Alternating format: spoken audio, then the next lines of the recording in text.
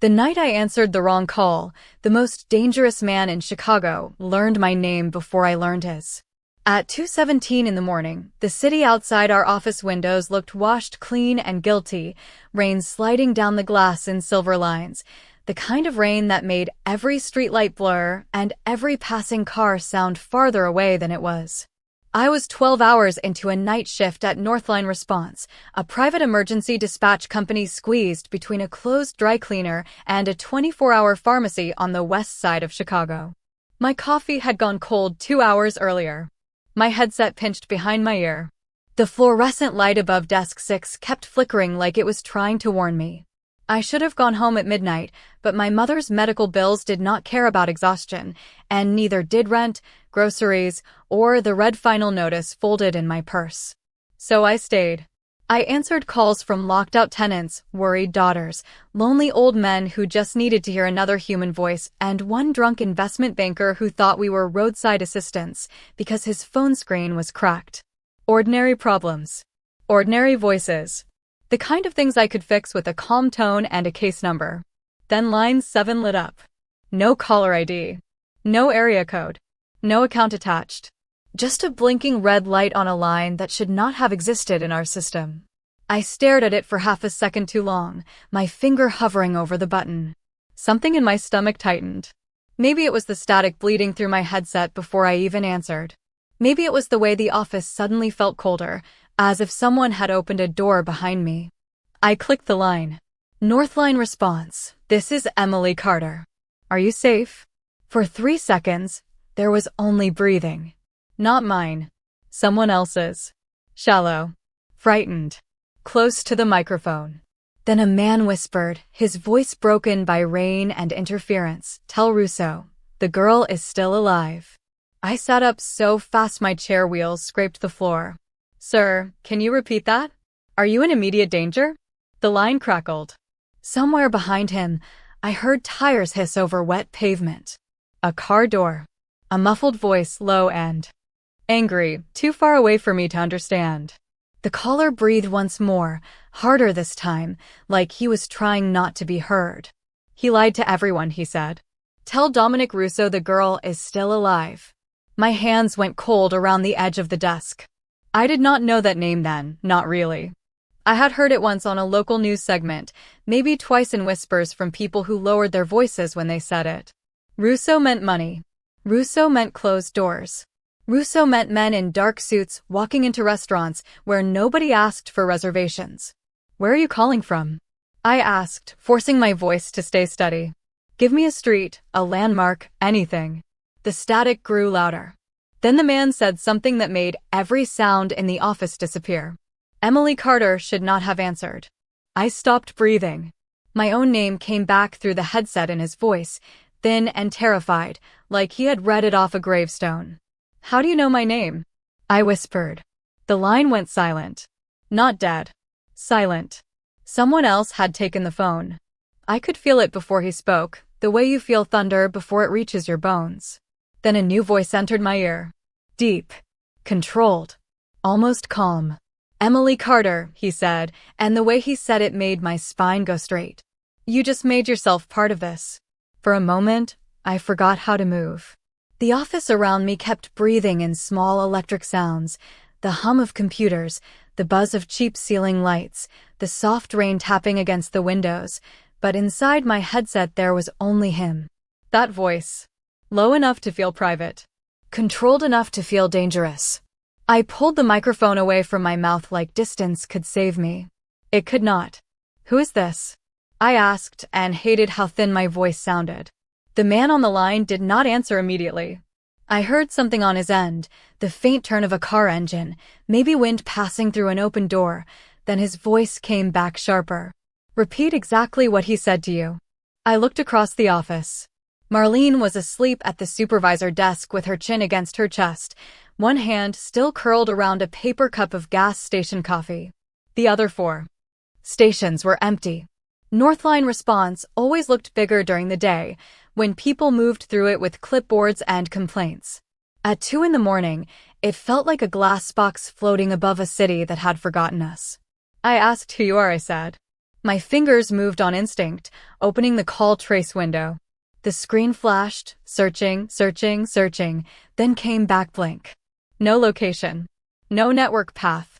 No carrier. Just 3 words in red. Access not available. The man exhaled once, slow and impatient. You are tracing a line that was never meant to reach you. My hand froze on the mouse. Then maybe you should explain why it did. Because someone wanted me to hear his last confession. The sentence landed cold between us. He did not raise his voice. He did not have to. Some people fill a room by shouting. This man filled the silence by owning it. I swallowed and looked at the rain moving down the window. A bus passed outside, blue interior lights glowing through fogged glass, ordinary people going somewhere ordinary, and I had never wanted to be one of them more than I did in that second. He said to tell Russo the girl is still alive, I whispered. He said someone lied to everyone. Then he said I should not have answered. The line went so quiet I thought he had hung up. Then I heard it. Not fear. Not confusion. Something deeper. A restraint pulling tight. Did he say where she was? No. Did he say her name? No. Did you hear anyone else? I closed my eyes, trying to remember through the static, through my own heartbeat, through the terrible feeling that my normal life had just cracked down the middle. There was rain. A car door. Another voice behind him, but I could not understand it. Male or female? Male. Accent. Maybe Eastern European. I am not sure. He went silent again. I stared at the blinking cursor on my screen and saw my own reflection in the dark monitor, pale face, tired eyes, headset crooked over my hair. I looked like a girl who answered phones for $12 above minimum wage. I did not look like someone who belonged in a conversation with men who erased caller identification from secure systems. Listen to me carefully, Emily, he said. Do not wake your supervisor. Do not call police from that building. Do not walk to your car alone. My pulse jumped. You do not get to give me orders. Tonight I do. Anger cut through the fear, bright and sudden. No, you do not. I do not know you. I do not know what this is. I am going to end this call, wake my supervisor, and file a report like any normal person would. His reply came softer, and somehow that was worse. A normal person was what you were 5 minutes ago. My throat tightened. I reached for the disconnect button. Before I could press it, every monitor in the office flickered once. The lights dimmed. Marlene stirred but did not wake. On my screen, the call trace window vanished, replaced by a live feed from the security camera outside our building. My own car sat alone under a broken street lamp, rain sliding over the windshield. Behind it, across the street, a black sedan waited with its lights off. My hand fell away from the button. The man on the line spoke again, almost gently this time. My name is Dominic Russo, and there are people closer to you than I am. I stared at the black sedan on my screen until the shape of it blurred. It was parked half a block from Northline Response, tucked beneath the shadow of the elevated train tracks, dark enough to disappear if I had not been looking directly at it. No headlights. No movement. Just a long black body waiting in the rain like it had all the time in the world. My mouth had gone dry. That car was not there when I came in, I whispered. Dominic Russo did not sound surprised. It arrived 7 minutes after the call reached you. How do you know that? Because I started watching your building 8 minutes ago. A cold pressure moved through my chest. I should have felt relieved. I did not. Being watched by one dangerous man did not make the other danger disappear. It only made the room feel smaller. I looked toward Marlene, still asleep beneath the weak yellow light, her silver reading glasses hanging from a chain against her sweater. She had 3 grandchildren and a bad knee. She should not have been anywhere near this. None of us should have. What do you want me to do? I asked. The question tasted like surrender, and I hated it. Stand up, Dominic said. Take your purse. Leave through the back stairwell. Do not use the elevator. Do not look toward the sedan. I almost laughed, but it came out as a breathless sound. That is a lot of trust you are asking from someone you just terrified. I am not asking for trust. I am asking for timing. The monitors flickered again. The camera feed jumped from the street to the rear hallway, narrow and greenish under emergency lighting. At the end of it, the metal door to the alley waited. Closed. Quiet. My people are 3 minutes away, he said. Theirs are closer. My legs felt unsteady when I stood.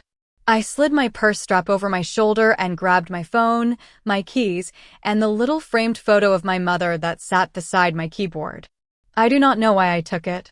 Panic makes people honest about what they cannot lose.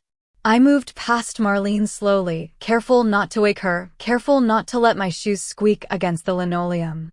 The office seemed to stretch longer than it ever had before.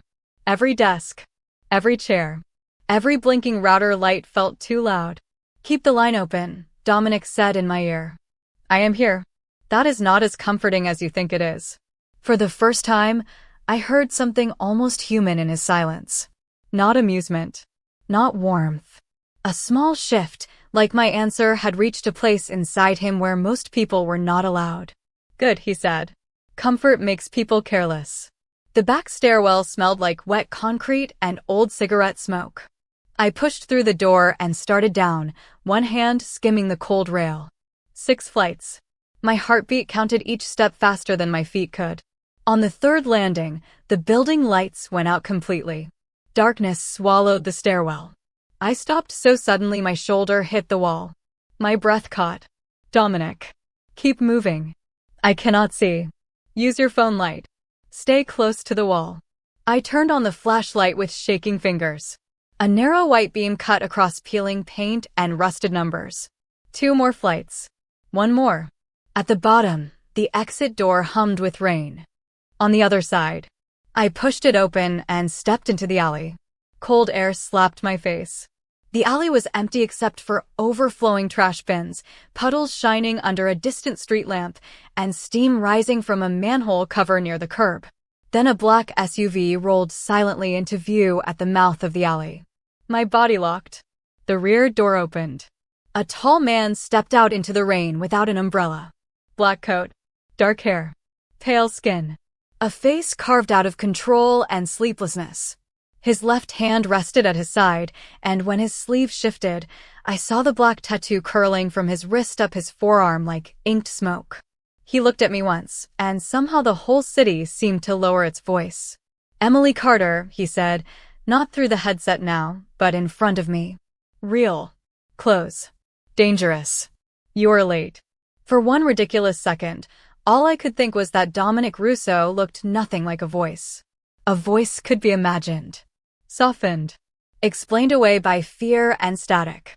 But the man standing 10 feet from me in the alley was not something my mind could make harmless. Rain darkened the shoulders of his black coat. The city light caught the sharp line of his jaw, the silver at his temple, the black ink climbing his left forearm before disappearing under his sleeve. He looked calm in a way that made my panic feel childish. Behind him, 2 men waited beside the SUV, silent, broad-shouldered, eyes moving over the alley without ever seeming to blink. I took 1 step back. Dominic noticed. His gaze dropped to my shoes, then lifted to my face. Do not run, he said. I laughed once, thin and shaking. That is exactly what someone says when a woman should run. If I wanted to stop you, Emily, I would not need to ask. The words were not loud. They did not need to be. They landed between us with the weight of a locked door. My hand tightened around my keys until the metal bit into my palm. I am not getting into a car with you. His expression did not change, but his eyes moved past my shoulder toward the stairwell door. That small movement turned my blood cold again. Then you will get into a car with them. I turned before I could stop myself. At the far end of the alley, beyond the weak cone of the street lamp, another vehicle eased into view. No headlights. Just a dark shape sliding through rain-silver pavement. My body forgot every argument I had prepared. Dominic stepped closer, not touching me, but close enough that I could smell rain, wool, and something clean like expensive soap. Listen carefully, he said. You heard a name tonight. You heard a message that was buried for 15 years. The people who buried it do not forgive accidents. I did not ask for this. My voice broke on the last word, and I hated that too. I had spent years learning how not to sound afraid.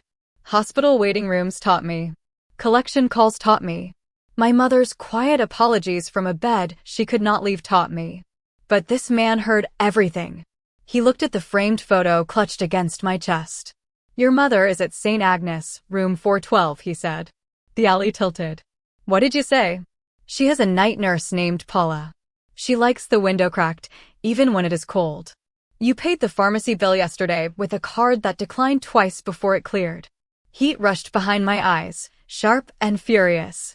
You looked into my life. I protected it before I walked into it. That is not the same thing.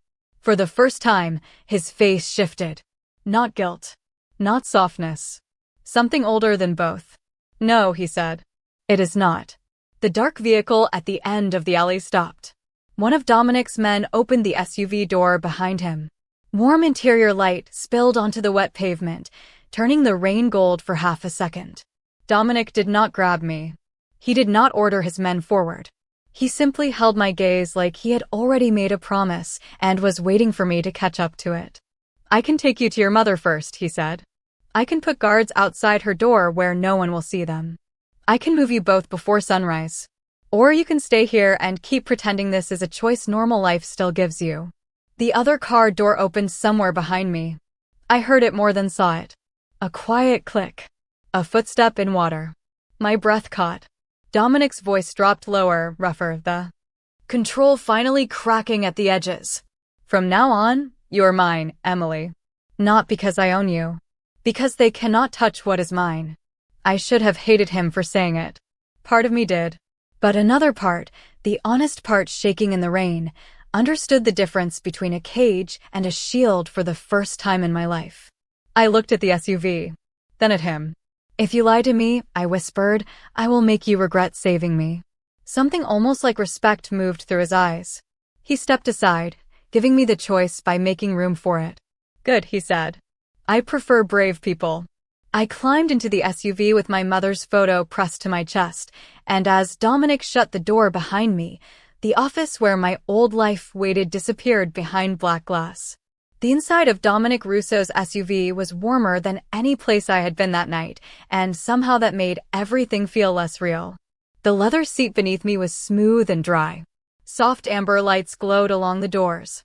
Rainwater ran down the tinted window in crooked lines, turning Chicago into a smear of headlights and shadows. Dominic sat beside me, not close enough to touch, but close enough that I could feel the weight of him in the space. He removed his wet coat with controlled movements and handed it forward without looking. The tattoo on his forearm showed fully now, black ink wrapping around pale skin, a serpent threaded through thorns and a single rose near his wrist. It should have looked like a warning. Instead, I could not stop thinking it looked like a story someone had carved into him because words had failed. The driver pulled away from the alley without a sound. I twisted to look out the back window, but the glass was too dark. Are they following us? I asked. Dominic glanced at the side mirror. Yes. My fingers tightened around the frame of my mother's photo. You said your people were closer. They were. Then why are they still behind us? His jaw flexed once. Because whoever sent them knew my routes. The answer settled cold in my stomach. Not random. Not sudden. Planned. The SUV turned onto a narrow side street instead of the main road, passing shuttered storefronts, a laundromat. With one flickering sign, and a church whose steps shone black under the rain. Another SUV slid in behind us, then a second one appeared from the opposite lane and fell into place like pieces on a chessboard. No sirens. No shouting. No panic. Just silent coordination in a city that suddenly seemed full of hidden doors. I looked at Dominic. This is normal for you. He did not pretend to misunderstand. No, this is personal. Because of the girl? His eyes moved to mine. In the dim light, they were not black like I had thought.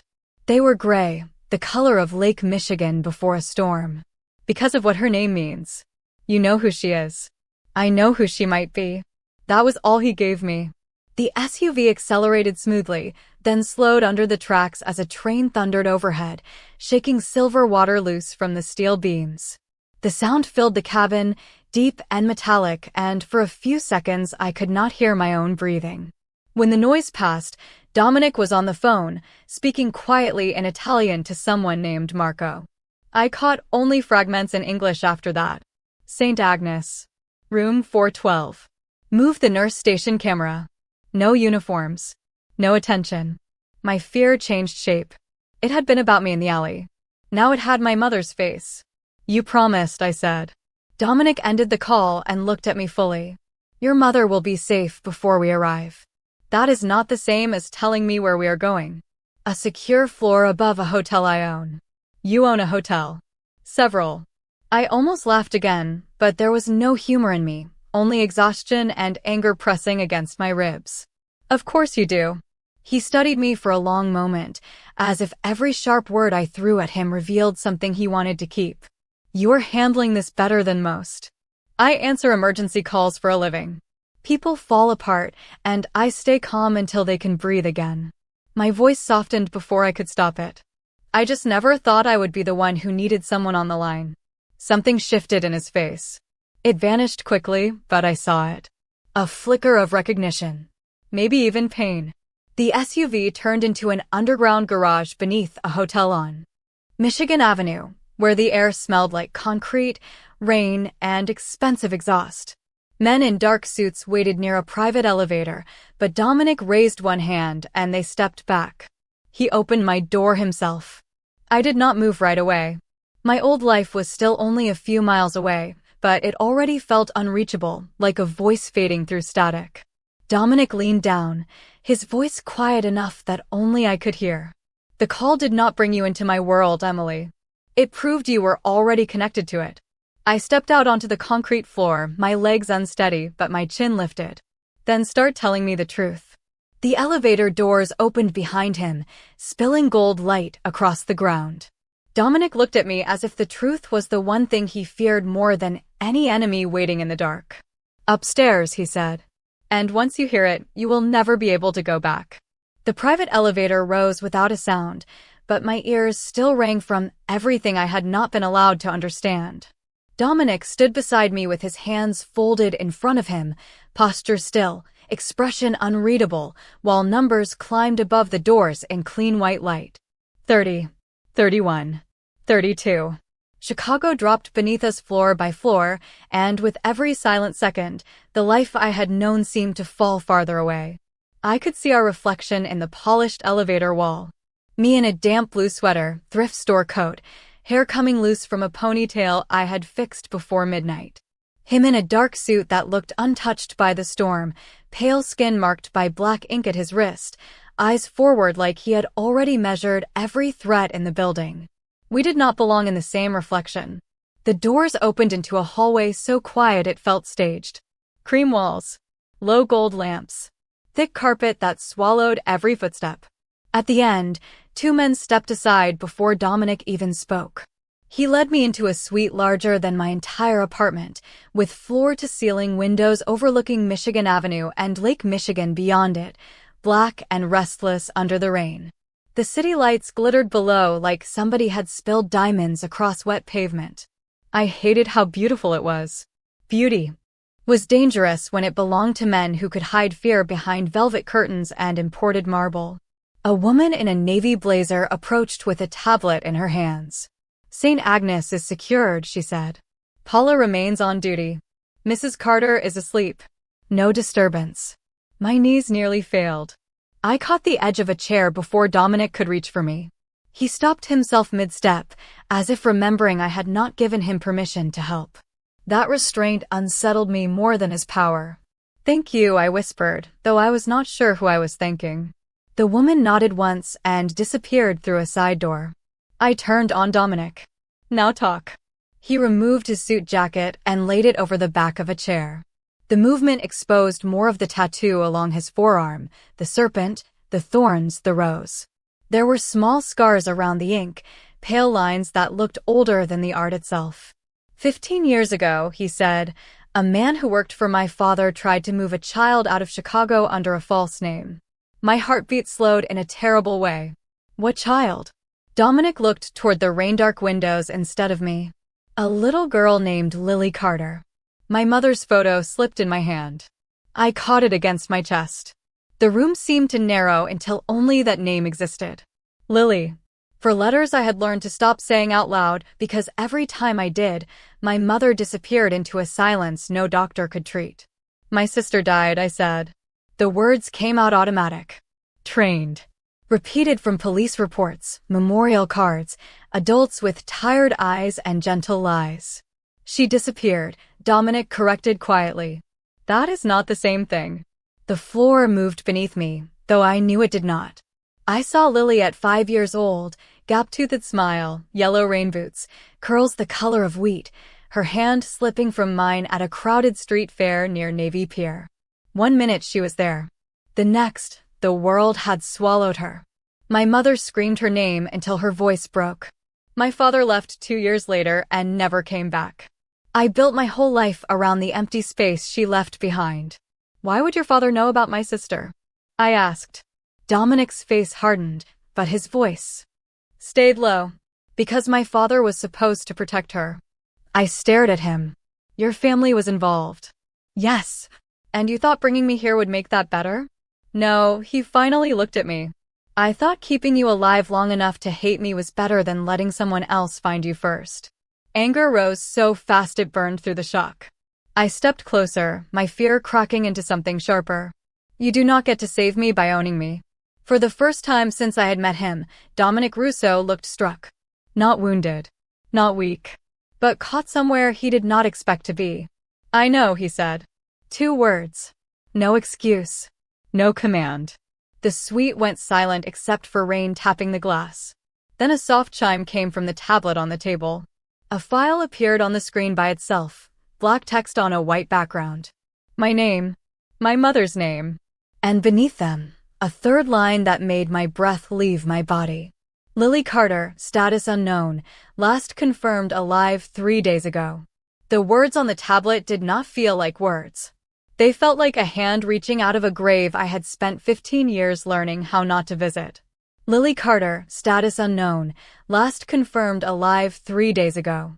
I read it once. Then again. Then a third time, because my mind kept refusing the shape of it. 3 days ago, I had bought my mother low-sodium soup from the grocery store because the hospital cafeteria made her nauseous. 3 days ago, I had paid half of an overdue electric bill and promised myself I would handle the rest next paycheck. 3 days ago, somewhere in the same world where I was folding laundry and pretending exhaustion was normal, my little sister might have still been breathing. Where? I asked. My voice sounded calm, but it was not calm. It was what happens when panic freezes so hard it turns clear. Dominic reached for the tablet. I pulled it away before he touched it. No, you do not get to control what I see.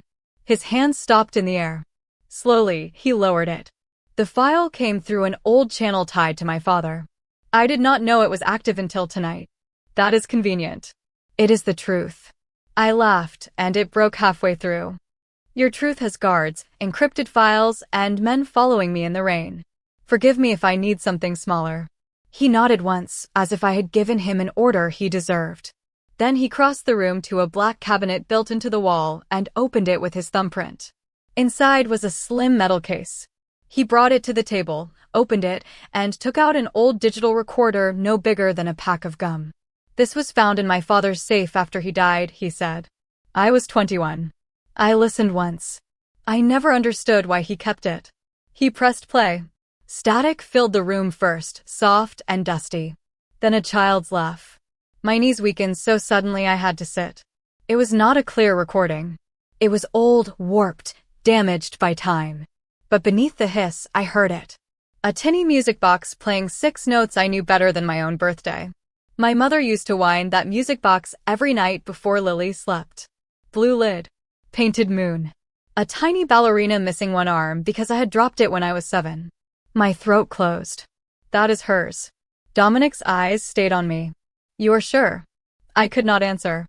I was 5 years old again on the bedroom carpet, watching Lily clap while the broken ballerina spun in crooked circles. I was 10 years old in a police station, holding my mother's sleeve while adults said words like unlikely and closure. I was 25 years old in a hotel suite owned by a man people feared, listening to my dead sister laugh from inside a machine. Play it again, I whispered. Dominic did. This time, after the music box, there was a man's voice. Older. Tired. gentle in a way that made Dominic go perfectly still. Keep the Carter girl hidden until the storm passes. Tell no one. Not even my son. Dominic's face changed. The room did not. The rain did not. But something inside him stepped backward into pain. That is your father, I said. He did not deny it. Yes. He hid my sister from everyone. Or he hid her from someone. The distinction was small. It opened a canyon.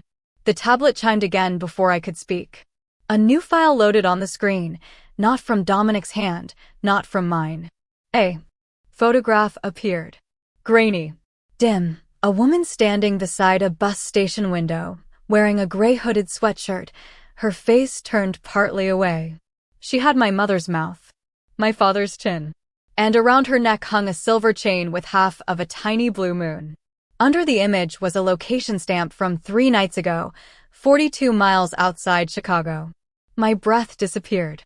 Dominic leaned over the tablet, his voice low and careful. Emily.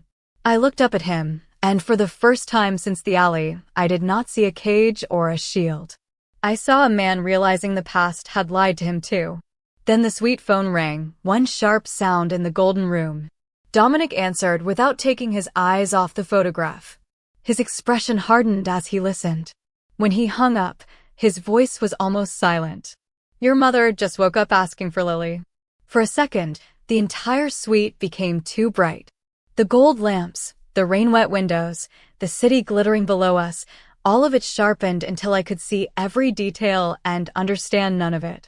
That is impossible, I said, but my voice had no strength behind it. My mother barely remembered what day it was most mornings. Pain medication and grief had turned time soft around her. Some days she called me by my aunt's name. Some days she looked at the door like my father might still walk through it with groceries and an apology. But Lily. She never said Lily unless she was dreaming or breaking. Dominic was already moving. We are going to St. Agnes. No, the word came out before I knew I had chosen it. He stopped near the door and looked back. Your mother asked for her. Exactly. And someone wanted me to know that. My hands were still on the tablet, my thumb near the photograph from the bus station. The location stamp glowed in the corner like a dare. 42 miles outside Chicago. 3 nights ago. A woman with my sister's mouth and half a blue moon at her throat. Then, at the exact moment I saw it, my mother woke and said her name. It was not comfort. It was timing. Dominic's eyes narrowed slightly. You think the hospital call was staged? I answer emergency lines for a living. Fear has patterns. So do traps. For the first time, nobody in the room spoke over me. Not Dominic. Not the men by the door. Not the woman in the navy blazer who had stepped back in with another tablet pressed to her chest. My heartbeat steadied, not because I was less afraid, but because this part one understood. Calls. Timestamps. Systems. People leaving fingerprints in places they thought ordinary workers would never check. Give me access to your security logs, I said. Dominic stared at me. Emily. You brought me here because of a call. Let me do what I do. The woman in navy looked at Dominic. He gave one small nod. Within seconds, a laptop was open on the table, screens filling with call records, camera feeds, hospital line transfers, encrypted notes I was not supposed to understand but could still read like weather. My hands shook at first. Then muscle memory took over. I searched by time. Then by routing delay. Then by the 3-second silence before Dominic answered me at Northline. People think silence is empty. It is not. Silence carries room tone, signal bounce, background hum. The call about my mother had not come from St. Agnes. It had been routed through St. Agnes. The source was inside the hotel. My eyes lifted slowly. Someone upstairs placed that call. The room changed without anyone moving. Dominic's face went still in a way that made every soft surface feel suddenly hard. Who had access? He asked. The woman in navy went pale. Only internal staff and family-level security. Dominic turned toward the men at the door. One of them had not reacted like the others. He stood half a step too close to the exit, his hand near his jacket pocket, his eyes not on Dominic, but on me. I recognized him then. Not from the alley. From the security feed outside Northline. A reflection in the black sedan's rain-slick window. My mouth went dry. "Him," I whispered. The man smiled, just a little, and the lights in the suite went out. Darkness dropped over us like a curtain. Someone grabbed my wrist, but it was not Dominic's hand. This grip was hurried, cold, careless. I did not scream. Dispatchers do not scream first. We listen. We locate. We survive long enough to give the right information. My fingers found the laptop cable and pulled hard. The computer hit the floor with a crash, its screen flashing once, bright enough to show Dominic across the room, turning toward me with something raw in his face. I kicked backward, twisted free, and ran toward the only light left, the blue glow of the emergency stare sign. Behind me, Dominic's voice cut through the dark, no longer controlled, no longer distant. "Emily." I pushed through the stairwell door, breath tearing in my chest, and saw a phone taped beneath the railing, still connected, still recording. On its screen, an active call timer blinked back at me. The wrong call had never ended. The phone beneath the railing glowed in the dark like a small, patient eye. I crouched beside it, rainwater still cold in my hair, my pulse beating so hard I could feel it in my teeth. The screen showed an active call, 47 minutes and counting, routed through a number I did not recognize, but formatted like an internal hotel extension. I did not touch it at first. Every instinct told me the moment I picked it up, the voice on the other end would know exactly where I was. Then I remembered the first caller, the fear in his breathing, the broken warning he had risked everything to send. "Tell Russo the girl is still alive." I lifted the phone. "Who is this?" I whispered. For a breath, only static answered. Then a woman spoke, soft and careful, like someone who had learned to make her voice small to stay unseen. "Emily?" The stairwell tilted. My fingers tightened around the phone until the plastic creaked. I knew that voice and did not know it. It was older than memory, worn down by years I had not been allowed to witness, but underneath it was something impossible, a small bright thread from a bedroom with a blue music box and yellow rain boots by the door. "Lily?" I said her name like it might disappear if I said it too loudly. Behind me, the door above slammed open. Footsteps rushed into the stairwell.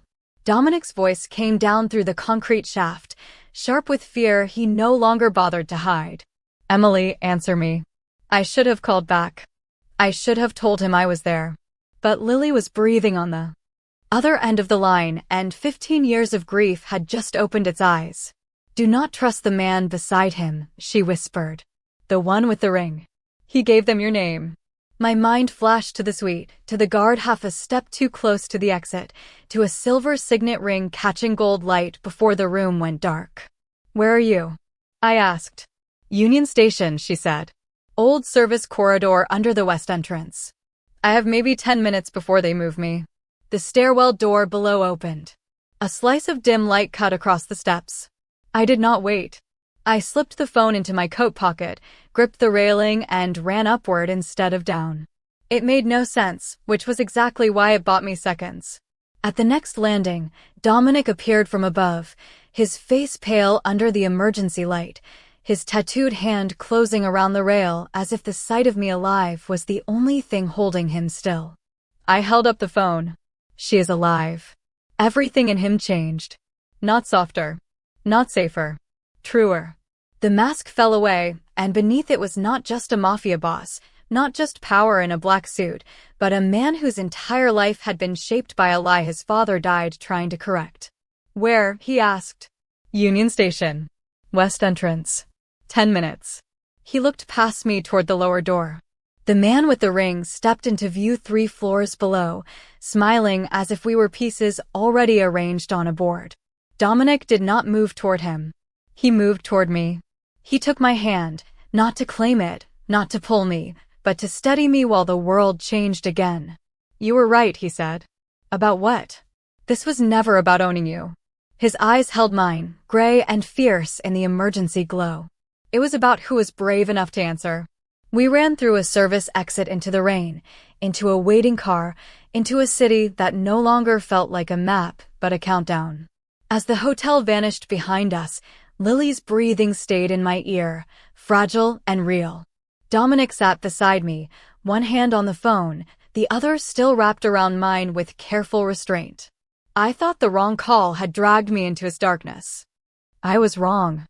It had dragged both of us toward the truth.